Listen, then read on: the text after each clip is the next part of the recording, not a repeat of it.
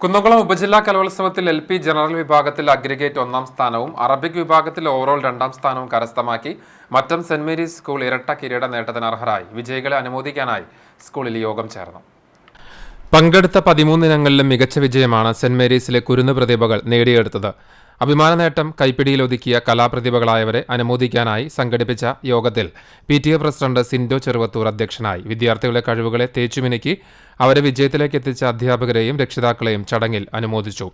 School പ്രധാന അധ്യാപിക sister Anjali Arimpur, Mattam assumption convent mother superior sister Vigil Jees, MPTA president Jimna Santhosh, Bhavya Vipin, Sudhija Raj, staff പ്രതിനിധി Prisy George എന്നിവർ സംസാരിച്ചു.